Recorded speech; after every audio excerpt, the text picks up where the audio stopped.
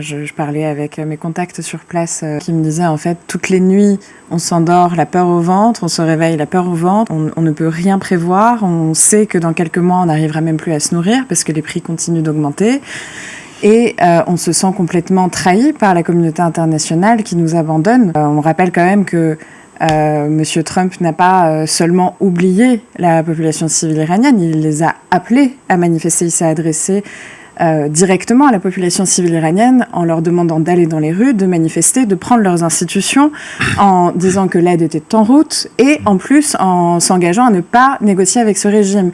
Ça fait 1 mois que la répression dont vous avez parlé, mais qui n'est pas juste une répression, il y a des vrais soupçons de crimes contre l'humanité. C'est 36 000 personnes qui ont été massacrées en 48 heures.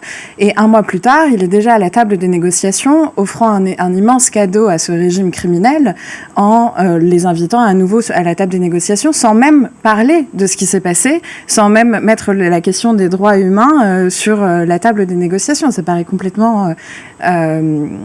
Donc les Iraniens parlent même de trahison. Ils se sont trahis. Oui, bien sûr.